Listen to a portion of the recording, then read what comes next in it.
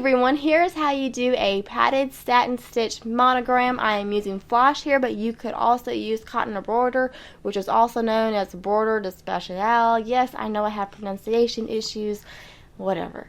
I'm moving on with life. So I take one piece of floss and anchor that to my work. To anchor it, I find some opening spot that is going to be covered by my satin stitch later on, and I send my needle from the top of my work to the back of my work, and then I come up to the top and then back to the back of my work, somewhere in the middle of that stitch.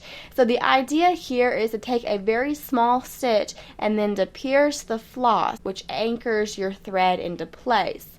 And from there I did the back split stitch. It's similar to the back stitch, however you take your needle further and actually pierce the last stitch in half or split it, hence the name back split stitch. Say that 10 times fast. And then I did that stitch all the way around the outline of my monogram. And whenever you need to start a new piece of thread anywhere along this process, I take my floss that I'm running out of and send it to the back of my work.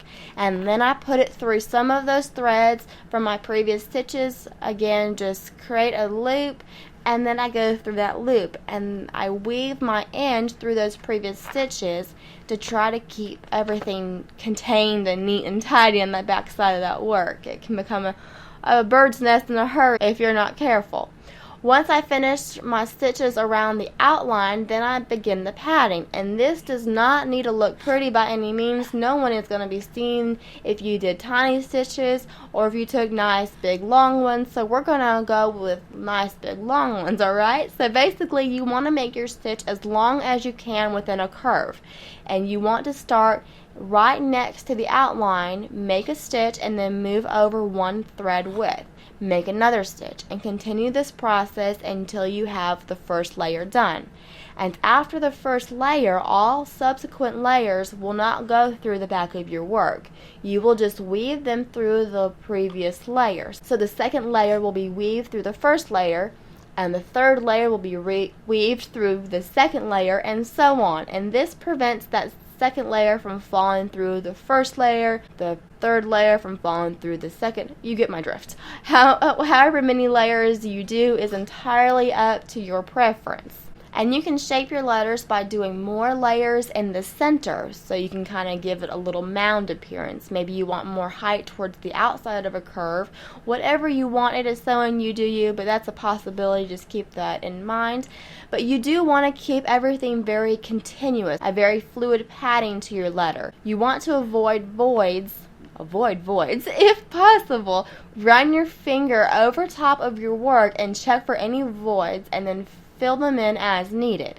And now here comes the fun part. We've done all of our structure work. Now your whole monogram will just come together here. You will do the satin stitch on top of your letters. So I went from the outside of those split back stitches, and I kept it perpendicular to those stitches, and I'll talk more about this in a second. Now it really helps if you angle your needle so the stitches kind of hug around the padding and such. It just gives a very clean, polished look. Now let's talk about that perpendicular thing. So you want to keep your stitches as perpendicular to the letter's edge as possible. But in some cases, as you're switching from one section of a letter to the next, you'll have to blend two shapes together, and you'll get off of this perpendicular rule, and that's okay. Just blend as best as you can. I mean, if you want to keep the stitches blended together, that is.